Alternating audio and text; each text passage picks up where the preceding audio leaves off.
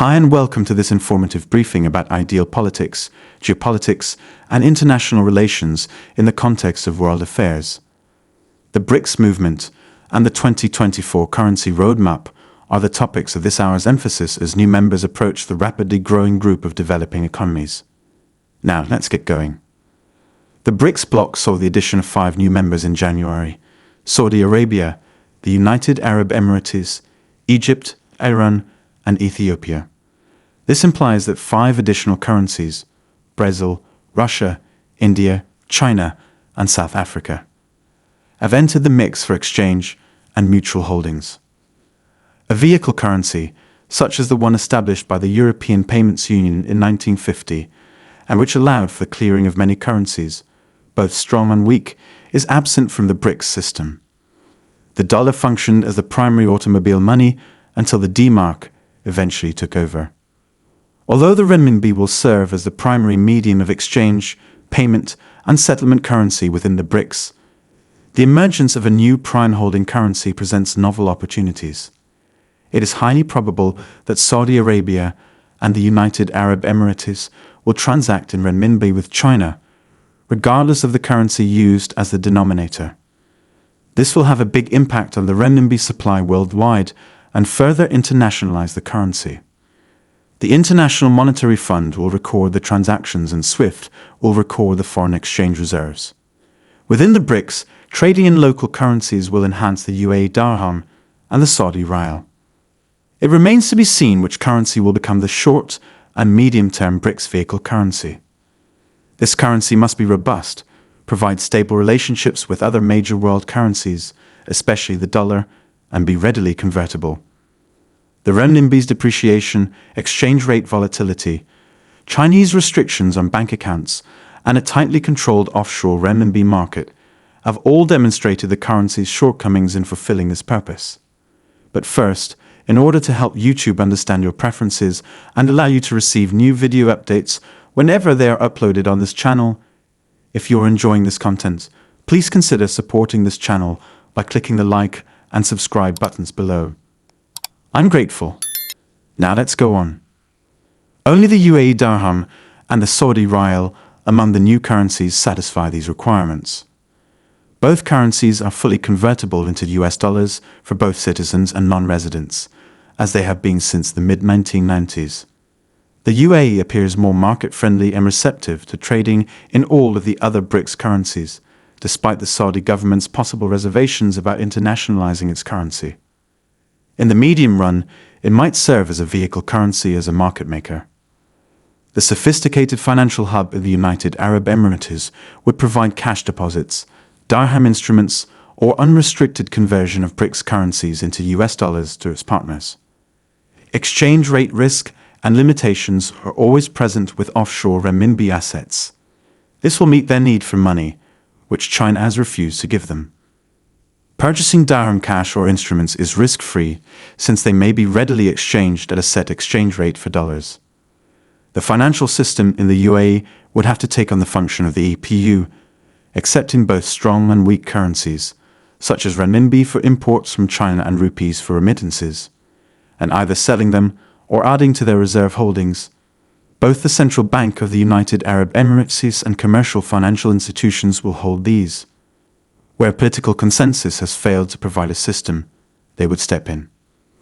Right now, the only unanswered question is which way the pressures to devalue weaker currencies within the Brics or to appreciate the dirham will ultimately go. It is worthwhile to research the D-mark's revaluation in the European context. The hegemony of the US dollar might be ending. The Brics countries, Brazil, Russia, India, China, and South Africa, have been discussing the possibility of creating a new currency to challenge the US dollar as the standard worldwide reserve currency.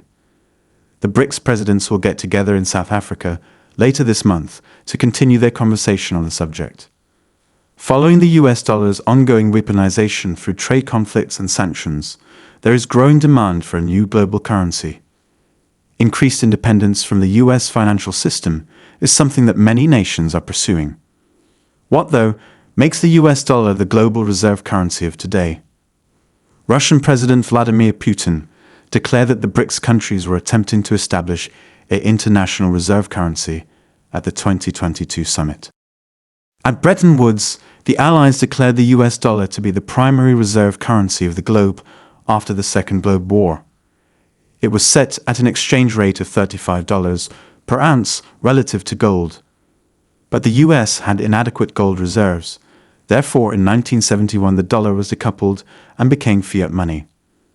A few years later, in an effort to mediate the petrodollar system, US Secretary of State Henry Kissinger paid King Faisal a visit. In exchange for the Organization of the Petroleum Exporting Countries, OPEC, agreeing to denominate oil globally in US dollars, the United States promised to offer military support. Due to the need for US dollars from oil-buying nations, this generated synthetic demand, enabling US dollar dominance. But the dollar's hegemony might be about to end. Russia and Saudi Arabia inked a military cooperation deal in 2021. The Saudi kingdom was no longer under the exclusive protection of the United States. Furthermore, Saudi Arabia's finance minister Mohammed al-Jadaan declared during this year's World Economic Forum in Davos that the nation was willing to trade in currencies other than the US dollar, something it hasn't done in almost 50 years. The de-dollarization signs were beginning to appear. In preparation for a group photo, a staff member stands behind the national flags of Brazil, Russia, China, South Africa, and India during the BRICS summit on September 4, 2017, at the Xiamen International Conference and Exhibition Center in Xiamen, in the Fujian province in southeast China. The BRICS leaders' yearly summit was inaugurated by Xi, but North Korea's most recent threat to use nuclear weapons has already taken front stage. The BRICS countries are set to convene later this month to deliberate on a range of issues, including the creation of a new global reserve currency to challenge the US dollar. Russian President Vladimir Putin declared that the BRICS countries were attempting to establish an international reserve currency at the 2022 summit. This will be on the agenda once more during this month's 15th annual BRICS conference. The BRICS money is expected to be backed by gold, which would mark a historic return to the gold standard and provide stability to the newly adopted currency. In fact, gold reserves are already being accumulated by central banks. The IMF World Gold Council reports that the top 5 countries in terms of gold purchases in the first 2 months of this year were China, 39.8 tons, Russia, 31.1 tons, India, 2.8 tons, Singapore, 51.4 tons, and Turkey, 45.5 tons. Given that Turkey, among many other countries, has requested to join the BRICS, it appears that the countries of the BRICS are gathering gold in anticipation of their new currency. Meanwhile, the IMF currency composition of official foreign exchange reserves, COFER, shows a decreasing amount of US dollars held by central banks.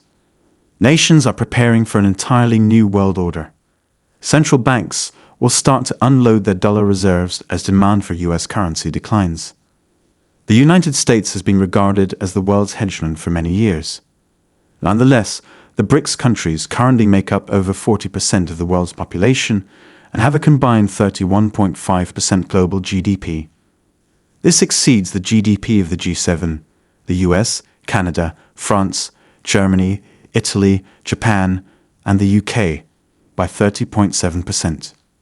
It's possible that the BRICS countries will trade with each other independently of the US and become completely self-sufficient. Considering the scope of its Belt and Road Initiative, BRI, the biggest infrastructure development project in history that aims to connect Europe and South America with Asia and Africa, this may very well be China's goal.